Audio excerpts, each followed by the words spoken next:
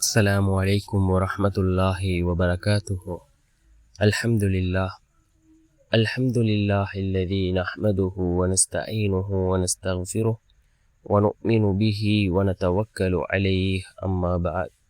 அன்பிற்குரிய அல்லாஹ்வின் நல்லடியார்களே, அன்பு சகோதரர்களே, நாம் தொடர்ச்சியாக பார்த்து வரக்கூடிய துஆக்களினுடைய திக்ருகளினுடைய தொகுப்பில் இன்று நாம் பார்க்க இருக்கின்ற விடயம் என்னவென்றால், நாம் ஃபஜ்ருடைய தொழுகையை தொழுதுவிட்டு இந்த துஆவை 7 தடவைகள் ஓதி அல்லாஹ்விடம் பிரார்த்தனை செய்வோம்.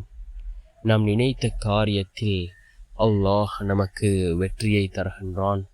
அல்லாஹ்வின் புறத்திலிருந்து நமக்கான உதவிகளை அல்லாஹ் வழங்குகின்றான். அப்படிப்பட்ட மிகச்சிறந்த ஒரு துஆவை தான் நாம் இன்றைய வீடியோவில் பார்க்க இருக்கின்றோம். அன்பார்ந்த சகோதரர்களே, அல்லாஹ்வின் நல்லடியார்களே, அந்த ஃபஜ்ருக்கு பின்னால் இருக்கின்ற அந்த நேரம் மிக முக்கியமான ஒரு நேரமாக இருக்கின்றது. அல்லாஹ்வினுடைய பரக்கத்துகள் இந்த பூமிக்கு இறங்கக்கூடிய நேரம். நாம் கேட்கக்கூடிய துஆக்கள் அல்லாஹ்விடத்திலே கபூலாகக்கூடிய நேரம். ஒவ்வொரு ஃபர்லான தொழுகைகளுக்கு பின்னும் நாம் கேட்கக்கூடிய துஆக்கள் அல்லாஹ்விடத்தில் கபூலாகின்றது. நாம் ஃபஜ்ருடைய தொழுகையை தொழுதுவிட்டு இந்த துஆவை ஓதுவோம். மிக முக்கியமான ஒரு துஆ. 7 தடவைகள் ஓதுவோம். ஓதி அல்லாஹ்விடம் பிரார்த்தனை செய்வோம்.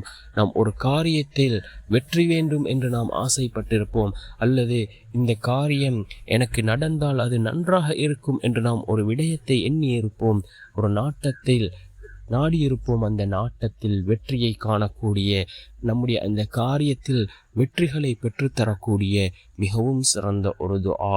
அதே போன்று அல்லாஹ்வினுடைய புறத்திலிருந்து நமக்கான உதவிகள் வந்து கொண்டே இருக்கும்.